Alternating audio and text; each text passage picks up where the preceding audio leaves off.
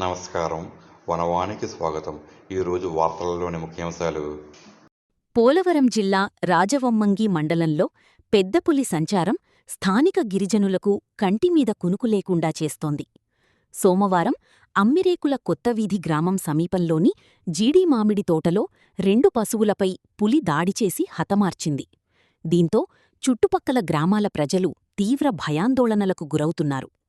గ్రామస్తులు తెలిపిన వివరాల ప్రకారం అమ్మిరేకుల కొత్తవీధికి చెందిన చల్లా లక్ష్మి అనే మహిళకు చెందిన ఆవుదూడపై, అలాగే అదే గ్రామానికి చెందిన జోగిరాజుకు చెందిన ఒక గేదెపై పులి పంజా విసిరింది. ఈ దాడిలో తీవ్ర గాయాలపాలైన 2 పశువులు మృతి చెందాయి. తమకు జీవనాధారమైన పశువులు మృతి చెందడంతో బాధితులు కన్నీరు మున్నీరవుతున్నారు. గత 3 రోజులుగా ఈ ప్రాంతంలోనే పెద్దపులి తిష్టవేసిందని గిరిజనులు చెబుతున్నారు. పులి సంచరిస్తున్న ఆనవాళ్లు కనిపించడంతో పాటు తాజాగా పశువులను చంపేయడంతో స్థానికులు వణికిపోతున్నారు.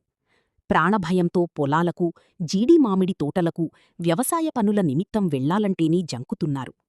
చేతికొచ్చిన పంటలను వదిలి వెళ్లలేక, వెళితే ఈ క్షణాన పులి దాడి చేస్తుందోనని ఆవేదన వ్యక్తం చేస్తున్నారు.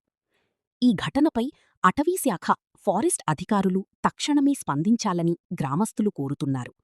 ఆ ప్రాంతంలో ట్రాప్ కెమెరాలు ఏర్పాటు చేసి పులి కదలికలను పసిగట్టాలని, దానిని బంధించి లేదా దట్టమైన అటవీ ప్రాంతంలోకి తరిమికొట్టి తమకు రక్షణ కల్పించాలని వేడుకుంటున్నారు.